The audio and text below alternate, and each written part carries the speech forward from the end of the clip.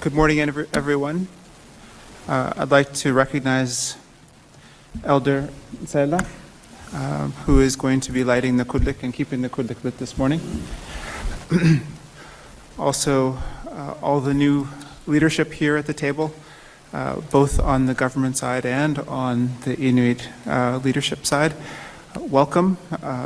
I'm sure that you will find this to be a very productive and dynamic space. I'd like to welcome the Prime Minister and other ministers back to the Inuit Crown Partnership Committee table. ICPC is unique globally as a bright spot and model for nation-state diplomacy and cooperation with Indigenous peoples. No other state government maintains a similar body or forum between elected decision makers and an Indigenous people focused on resolving mutually identified challenges through structured work.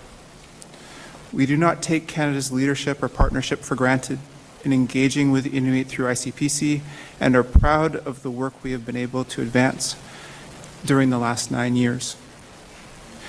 ICPC is also an asset for Canada and for all Canadians.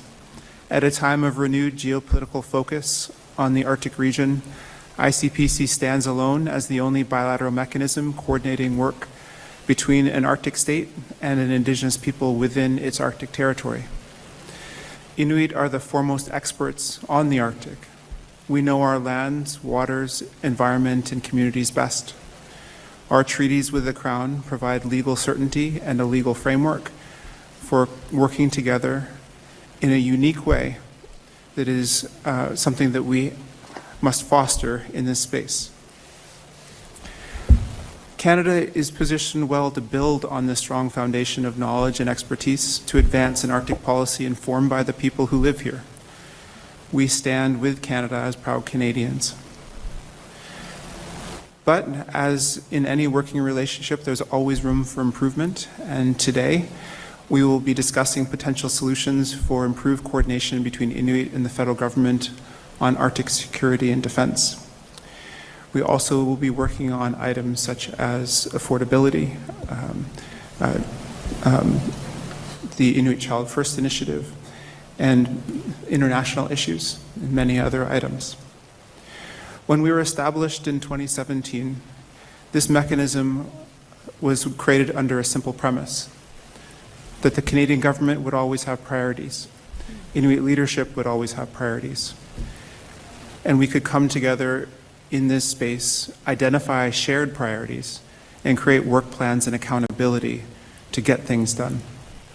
We feel like this is a moment in time where we do need to work together, and we need to do work in a way that protects our interests in our homeland, but also Canada's interests globally.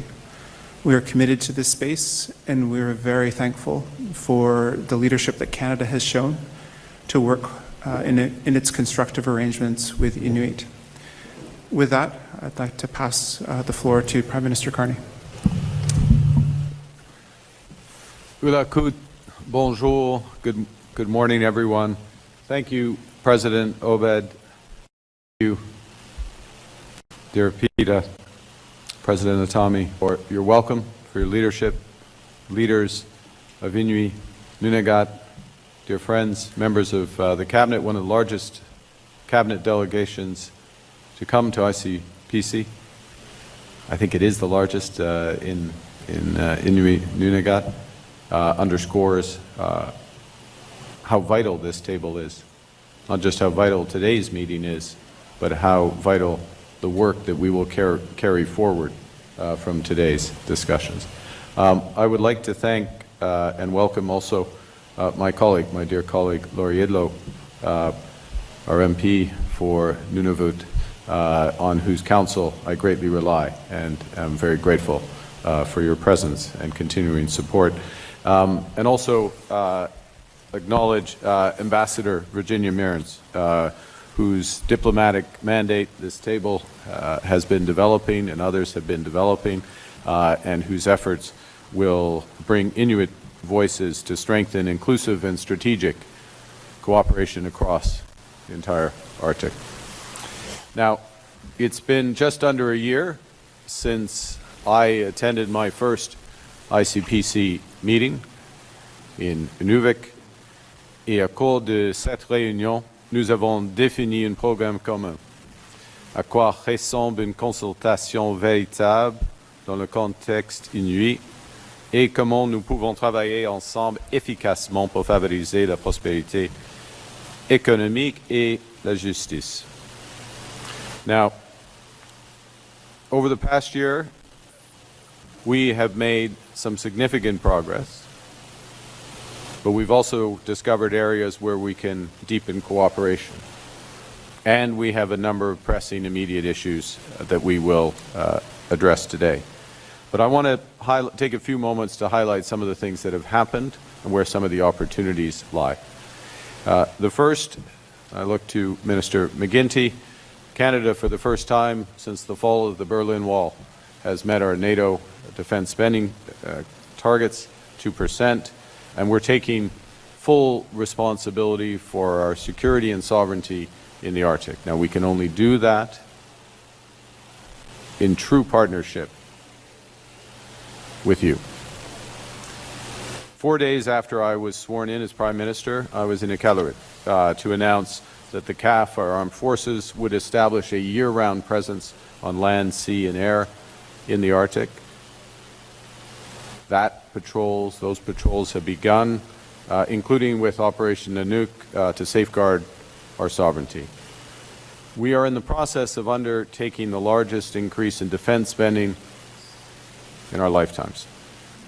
Much of it will be in infrastructure, equipment, and hardware needed to defend the Arctic. What's crucial, and we can only realize together, is that this creates tremendous opportunity for infrastructure in health, in broadband, in community infrastructure, wastewater, beyond. And we can only develop those in tandem so that all benefit. Our plan is backed by more than $40 billion of investments to upgrade infrastructure, including airports, the Nunavik airport, runways at Rankin. But this is your homeland. Let's be clear. This is your homeland. You are the rights holders.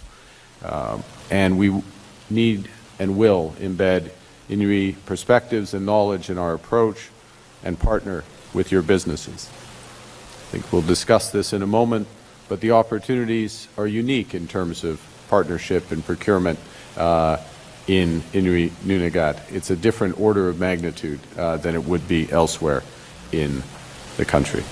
And as well, we need to be conscious of the challenges that the scale of this type of investment can bring in terms of drawing on civilian resources, capacity for logistics, and make sure that we are scaling in a way that all benefit.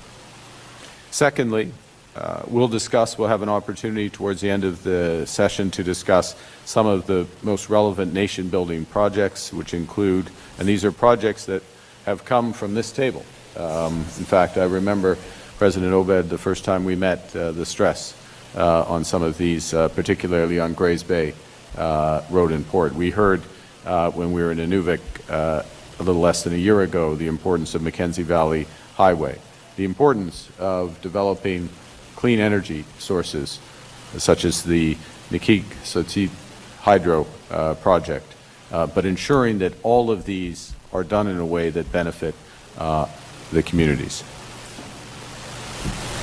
We're also we will turn in a moment to immediate issues, the housing crisis, and this is the right word, the housing crisis, recognizing that the majority of the population lives in overcrowded homes.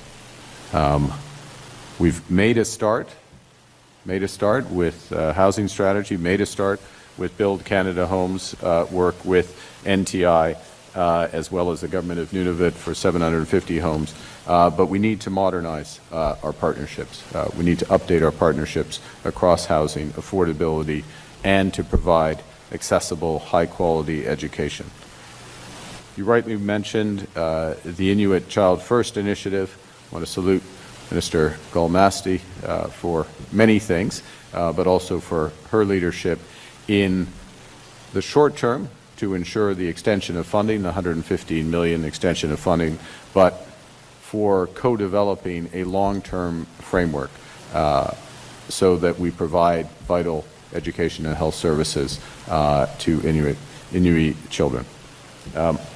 Again, from this table and the leadership of this table, the federal government made a commitment in the last budget for $50 million investment to the development of Inuit Nunavut University, our first Inuit-led university which will be based in Arviat, Nunavut, intended to open at the end of this decade, serving hundreds of students, 80 faculty and staff, on-site housing.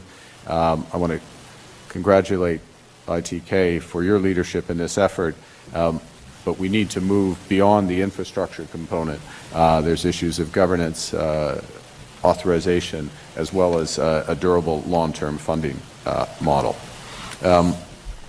Back to more immediate priorities. We are backing, and we will discuss the effectiveness of this and the next steps on this. We're backing Inuit-led approaches to eliminate tuberculosis, prevent TB, and to accelerate diagnosis and treatment. Again, an area, it's not the sole answer, where we can leverage the resources that we're putting in elsewhere. The reform of Nutrition North, realizing the full benefits of our food security strategy. So again, updating and adjusting subsidies, but truly looking and implementing